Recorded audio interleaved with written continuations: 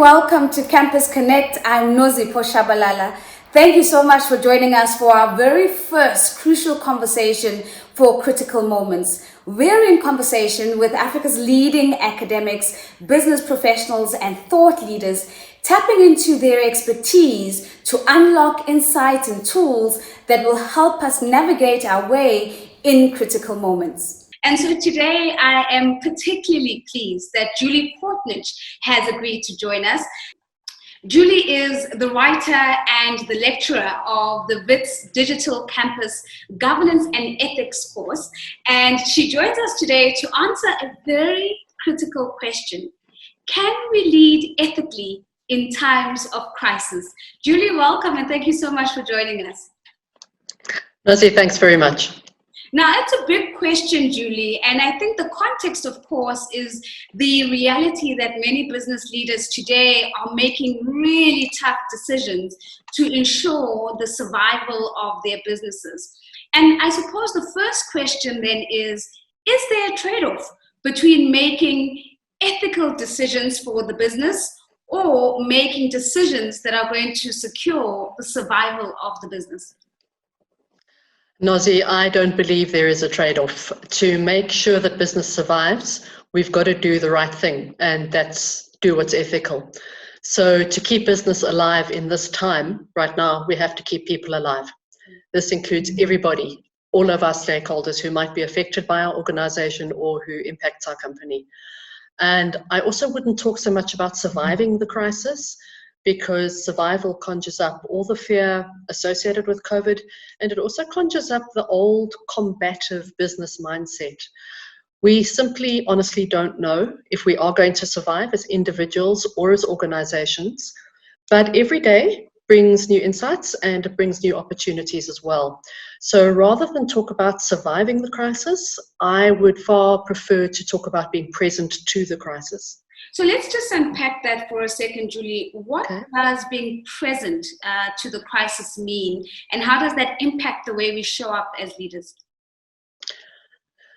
Nozi, being present as a leader is the only useful state in the current heightened VUCA situation, because we can't use our traditional planning anymore. So for me, being present means putting people first. It means being open to and looking for new information so that we can reprioritize our actions frequently. We need to be prescient. We need to learn from those ahead of us in the disease cycle. And ultimately, we need to accept that there is absolutely no certainty in our decision making. And being present to the crisis is also a way that we can carry out some of the core duties of directors. I mean, we have got to apply our minds. We have got to practice our duty of care, and we've got to use the best available information to make our judgment calls. But there is a big word of caution in this, is that this catastrophic force majeure situation in which we find ourselves gives us some leeway, but we need to guard against the convenience of situational ethical slippage. Now, that's an interesting phrase coming up there, the convenience of ethical slippage. It's not something that is coming up in the conversations that I'm tuning into right now. How slippery can the slope get? Nozi, in crisis, slippage is all too easy.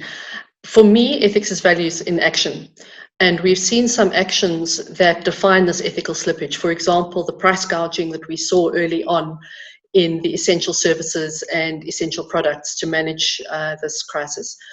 So how we've defined right in business is really being challenged. The old right, the profit maximization at all costs, that mindset has been challenged for a long time. And I think that this pandemic has really completely obliterated a lot of what we thought was right. And the structural rules haven't just changed. I think some of them will actually disappear completely. Sure, that's a really compelling insight that you put on the table, because one would then assume or make the conclusion that when rules aren't what we have known them to be, and they're not just changing, but they are either completely obliterated, it makes it even harder for us to stay ethically anchored. Your thoughts on that? Ethically anchored, I love that term. And I think the anchor we need to use is the non-negotiable value of human well-being. King 4 shows us that making the right ethical decision is making the right business decision. There is no conflict. There is no choice between ethics and good business. And the long-term well-being of both the business and people are completely interdependent. So that old business narrative that we've heard for decades of it's not personal, it's just business is completely false. And I think if anyone still thinks that you can separate personal from business, COVID should have changed your mind. Well, we certainly hope that it has, but suppose we need a little more help, Julie. How do we practically embed some of these tools and insights that you've shared with us so that we are tuning into a deeper consciousness about the way we're showing up as leaders in the decisions that we're making, and that these decisions are ethically anchored? Okay, Nozi, well, with the caveat that nothing is certain, I think there are some real practicalities that we can use. The first and foremost is to make people's well-being the center of all our decisions. And then in such a time of global crisis as this, I think common good must be the defining factor. Businesses cannot succeed in a society that fails. So I think when we're making these decisions, we have to ask ourselves, does this decision contribute to society not failing? And then the business well-being will grow out of that. I think practically as well, the previously unthinkable, we should be sharing and radically collaborating with even our competitors. We've seen some of the anti-competitive laws relaxed already, but we don't have to wait for the legal system to catch up with reality. We can look at our own resources, our own people, and for example, if someone cannot do their job for us right now, well, can they perhaps lend their expertise even to a competitor who, for whatever reason, is continuing business, and vice versa. And then I think we also need to try and look to alternative and unusual sources for help. So for example, the medical profession is facing some of its most difficult ethical decisions in the current crisis, but they've been doing this for years, and they have used processes such as triage. You know, can we make triage, the principles of triage, apply in our business decisions? So in order to do that, we do have to know what is non-negotiable. And as I've said repeatedly now, I think the non-negotiable is human well-being. Business depends on people, and we need to make these business decisions with people top of mind. A lot of what you've just shared now, Julie, is almost unthinkable. I mean, I think about all the all the books that I went through in business school, and I can't for one remember, this idea of going out and seeking collaborative opportunities with competitors. So what I'm hearing you saying is that in unthinkable situations, we've got to have the courage to come forth with an unthinkable response. Absolutely, Nozi. Once we're able to engage with the previously unthinkable, the beauty is that new possibilities emerge. And it's going to take deep courage from all of us, and particularly from all leaders. We're all scared, but courage is not about being fearless. It's about acting despite the fear. So I think there's so many things we could do, but for me, there's two that are top of mind.